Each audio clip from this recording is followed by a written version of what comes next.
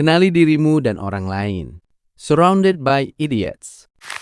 Pernahkah kamu merasa ada beberapa orang yang sangat sulit untuk dipahami? Ada yang terlalu banyak bicara, ada yang terlalu lambat mengambil keputusan, ada yang terlalu kasar, dan ada juga yang terlalu banyak berpikir sebelum melakukan sesuatu. Kadang-kadang kita sampai bertanya-tanya, kenapa saya dikelilingi orang seperti ini?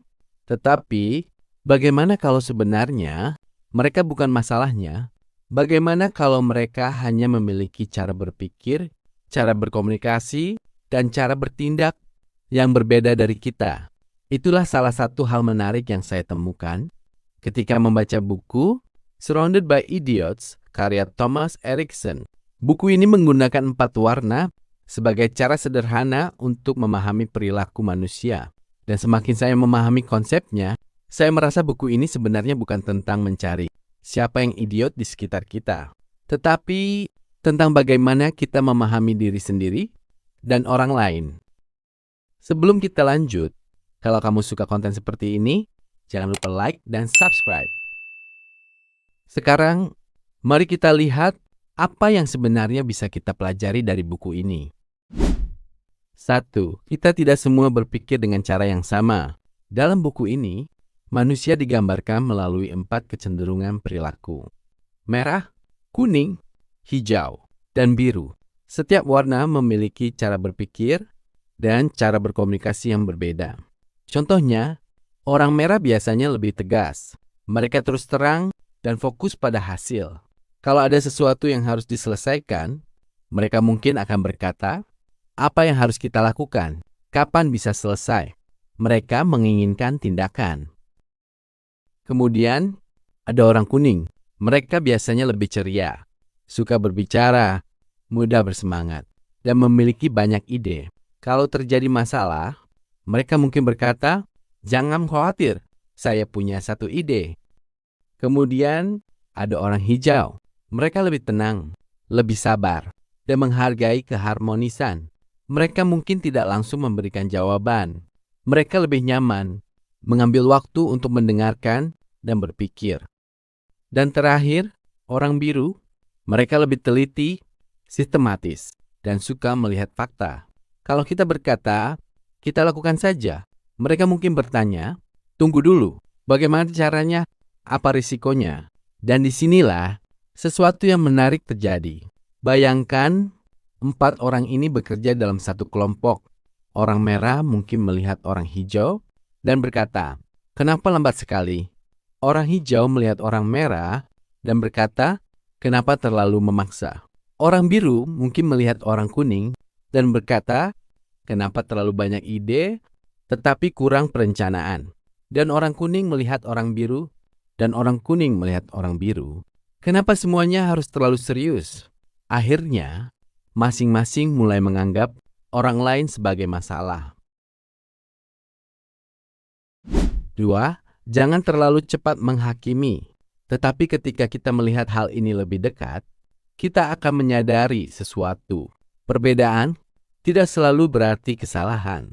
Orang merah memiliki kekuatan dalam mengambil keputusan. Orang kuning membawa energi dan ide. Orang hijau membawa kesabaran dan kestabilan. Dan orang biru membawa ketelitian. Masalahnya bukan karena mereka berbeda. Masalah terjadi ketika kita mengharapkan semua orang berpikir seperti kita. Kita sering menilai orang lain berdasarkan cara kita sendiri. Kalau kita adalah orang yang cepat mengambil keputusan, kita mungkin menganggap orang yang lambat sebagai orang yang lemah. Kalau kita adalah orang yang lemah, kita mungkin menganggap orang yang spontan sebagai orang yang ceroboh. Kalau kita adalah orang yang banyak bicara, kita mungkin menganggap orang yang pendiam sebagai orang yang tidak peduli. Padahal, kita hanya melihat dunia melalui perspektif kita sendiri. 3. Kenali diri sendiri terlebih dahulu. Dan bagi saya, ini adalah salah satu pelajaran paling penting dari buku ini. Sebelum kita mencoba memahami orang lain, kita perlu belajar memahami diri sendiri. Bagaimana cara kita berbicara? Bagaimana kita bertindak ketika berada dalam tekanan? Apakah kita terlalu dominan? Apakah kita terlalu banyak bicara? Apakah kita terlalu menghindari konflik? Atau apakah kita terlalu banyak berpikir sampai sulit untuk bertindak? Kadang-kadang kita terlalu sibuk mencari kelemahan orang lain sampai kita tidak pernah berhenti untuk melihat kelemahan diri sendiri. Dan ketika kita mulai mengenali diri, kita juga mulai menyadari bahwa cara kita bukanlah satu-satunya cara yang benar. 4. Belajar menyesuaikan cara kita berkomunikasi. Hal berikutnya yang bisa kita gunakan dalam kehidupan adalah belajar menyesuaikan cara kita berkomunikasi. Bukan berarti kita harus mengubah siapa diri kita, tetapi kita belajar memahami orang yang berbeda dari kita. Kalau seseorang lebih suka hal yang langsung dan singkat, kita bisa berbicara dengan lebih jelas dan langsung pada intinya. Kalau seseorang membutuhkan waktu untuk berpikir, kita bisa memberikan mereka ruang. Kalau seseorang suka berdiskusi dan berbagi ide, kita bisa memberikan mereka kesempatan untuk berbicara. Dan kalau seseorang sangat teliti, mungkin kita perlu memberikan informasi yang lebih lengkap. Sebenarnya sederhana, kita tidak selalu perlu mengubah orang lain.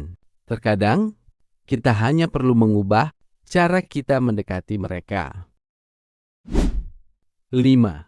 Jangan gunakan 4 warna ini untuk melabeli manusia.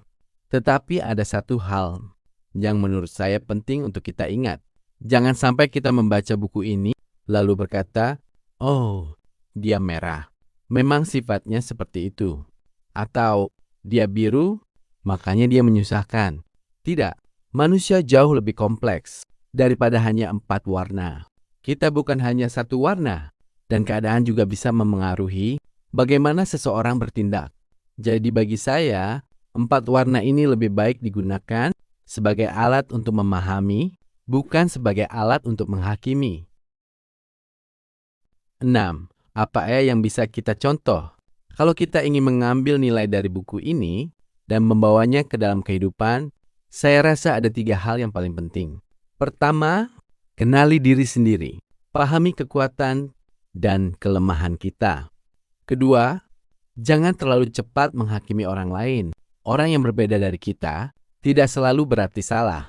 Ketiga, belajar menyesuaikan diri. Karena dalam kehidupan, kita tidak bisa memilih semua orang yang akan kita temui. Kita akan bertemu keluarga yang berbeda, teman yang berbeda, pasangan yang berbeda, dan rekan kerja yang berbeda. Setiap orang memiliki cara mereka sendiri.